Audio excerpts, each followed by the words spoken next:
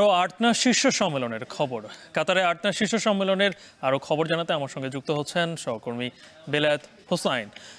বেলায়েত, সম্মেলনের কি খবর আছে আপনার কাছে সেটা তো জানাবেন। এর পাশাপাশি কাতার বাংলাদেশ থেকে সৈনিক নেওয়ার যে ঘোষণা দিয়েছে সেটি আসলে কি প্রক্রিয়ায় কিভাবে হবে বিস্তারিত কিছু জানতে পেরেছেন কিনা?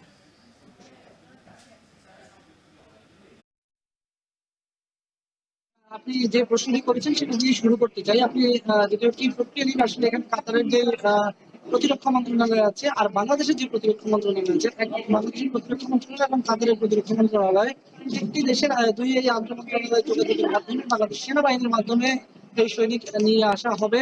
প্রথম অবস্থায় 725 জন এবং এটি পরবর্তী ধাপে আরো বাড়তে থাকবে। এটি প্রেস সচিব কিছুক্ষণ আগে আমাদেরকে জানিয়েছেন। এটি ছিল সৈনিক কাতারে নিয়ে আসার খবর। আর এর বাইরে প্রেস সচিবের আরো কিছু বক্তব্য। প্রধান উপদেষ্টার আজকে সারাদিনের ব্যস্ততা যদি বলি যে তিনি আজকের সম্মেলনের শুরুতেই তিনি সূচনা বক্তব্য দিয়েছেন।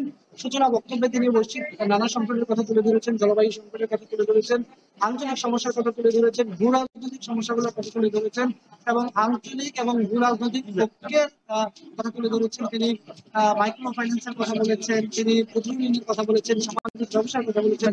নানা বিষয়ে কথা বলার পরে আসলে তিনি মূলত এই সামিট কাতার ফাউন্ডেশন থেকে যে সামিট অনুষ্ঠিত হচ্ছে এটিতে যোগ দেওয়ার জন্য এসেছেন। কিন্তু তিনি এই সম্মেলনের আগেই তিনি বাংলাদেশ এবং কাতারের যে দ্বিপাক্ষিক বিষয়গুলো রয়েছে সেই বিষয়গুলো নিয়ে তিনি এখন পর্যন্ত ব্যস্ত সময় কাটাচ্ছেন।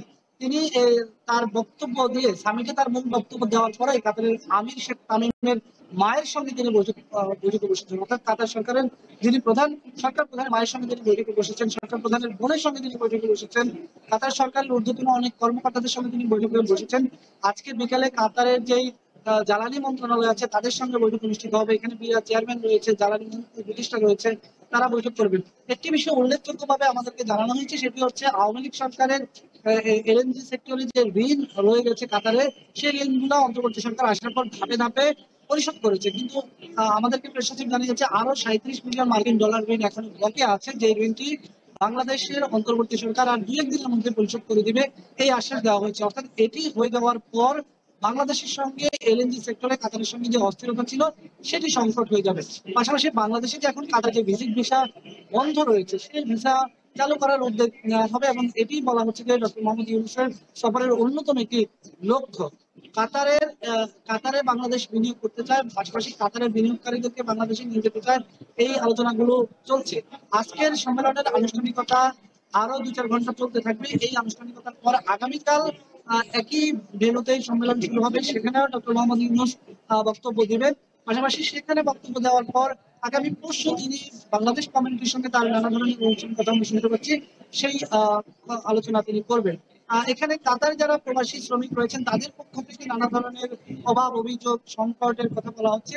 সেই সংকটগুলো তারা যদি সুযোগ পান তারা প্রধান উপদেষ্টার কাছে তুলে ধরবেন। প্রধান উপদেষ্টা তার সরকারের পক্ষ থেকে কতটুকু সমাধান করতে পারেন সেটি এখন দেখার বিষয়। তো সব মিলিয়ে কাতারের এই সফরকে ঘিরে বিশ্ব নেতাদের প্রতি নানা ধরনের আহ্বান জানিয়েছেন প্রধান উপদেষ্টা। প্রধান উপদেষ্টার যে সামিটে যোগ দিয়েছেন এই সামিট ছাড়া কিন্তু তার মূল লক্ষ্যই হচ্ছে বাংলাদেশ কাতারের যে দ্বিপাক্ষিক সম্পর্ক রয়েছে এইটিকে কিভাবে আরো ভালো জায়গায় নিয়ে যাওয়া যায়। তো এই ছিল আমার কাছে এখনকার মতো প্রধান উপদেষ্টার কাতার সফরের সবশেষ খবর। কাতার থেকে যুক্ত ছিলেন সহকর্মী বেলায়েত হোসাইন।